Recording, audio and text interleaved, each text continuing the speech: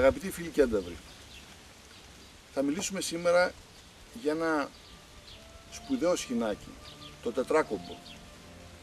Είναι ένα σχοινί που μεταβάλλεται σε εργαλείο εκπαίδευσης. Είναι ένα σχοινί που μου έλυσε πολλές φορές τα χέρια, γιατί μου δίνει καλύτερο έλεγχο του αλόγου.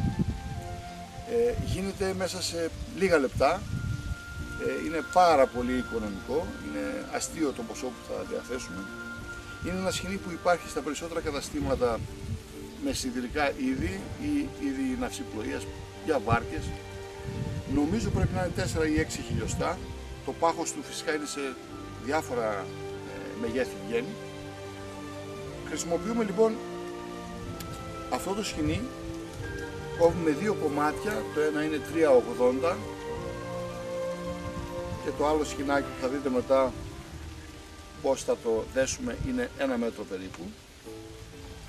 Και ξεκινάμε λοιπόν για να φτιάξουμε το εργαλείο εκπαίδευσης, το τετράκομπο. Κάνουμε τον πρώτο κόμπο. Διπλώνουμε το σχοινί και το περνάμε μία φορά, ένας απλός κόμπος.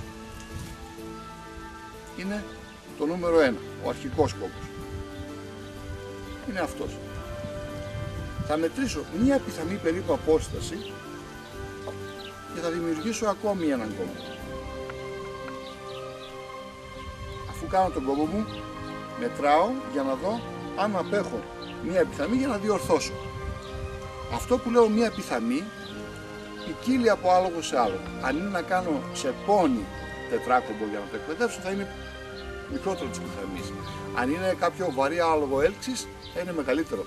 Το μετράμε όμως ανάλογα με το άλογό μας, ρυθμίζεται, είναι πολύ εύκολο να αλλάξουμε το μέγεθος. Οπότε λοιπόν συνεχίζουμε. 2 κόμπους. Και πάμε για τον τρίτο κόμπο. Ο τρίτος κόμπος θα έρθει να σταθεί απέναντι από τον άλλον, μιας και μετρήσαμε και ήταν μια πιθανή απόσταση. Φτιάχνουμε λοιπόν τον τρίτο κόμπο.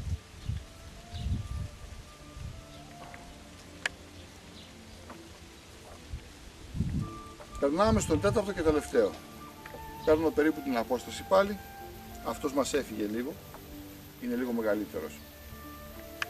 Πάμε πάλι. Μία πιθανή απόσταση.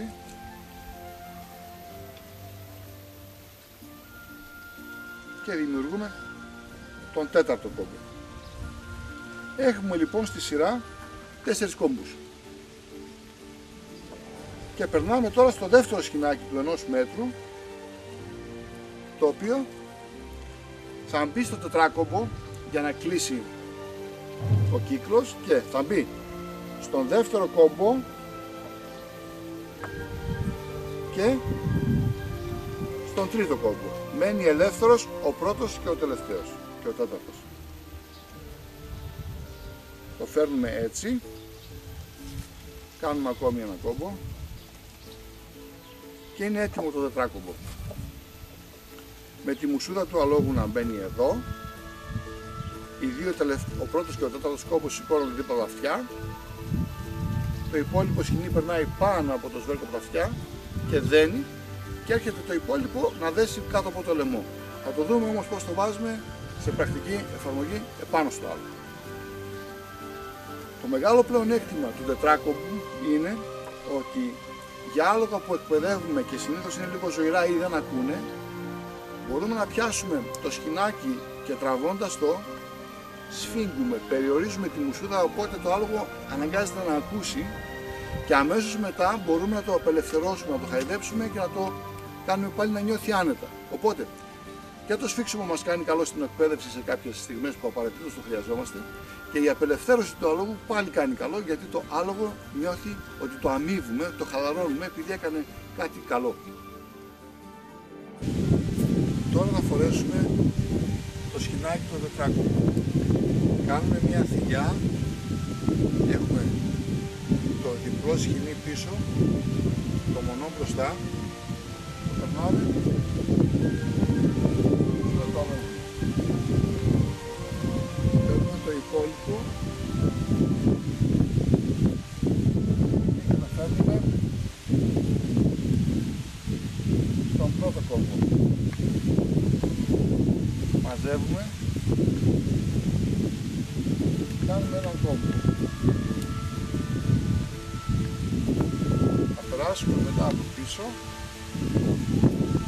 και θα κλείσουμε στη φυλιά επάνω λίγο από το αυτή. Και δένουμε.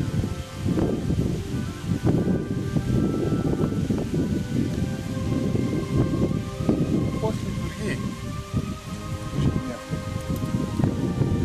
Και άλογα ζωηράκια ανυπάκουα που αρνιούνται και τραβάνε πίσω στην πίεση, πιάνω από το ένα μόνο σκηνάκι, δηλαδή το διπλό του πιάνω από ένα σημείο μόνο. Έτσι τραβώντας δημιουργώ ένα σφίξιμο. Είναι μια θηλιά που σφίγγει στο σαγόνι του αλόγου και το άλογο υπακούει, νιώθει ότι είναι άβολο αυτό το πράγμα και θέλει να απελευθερωθεί από αυτό.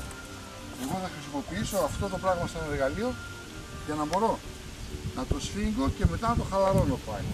Το τετράκομπό μου και ένα ακόμη κομμάτι σκηνή με δύο γατζάκια που το έχω φτιάξει για ηλία, μπορώ να οδηγήσω πολύ εύκολα πιάνοντας από εδώ και αντίστοιχα από τον άλλο κόμπο, τη φιλιά μου, περνώ επάνω το σκηνή.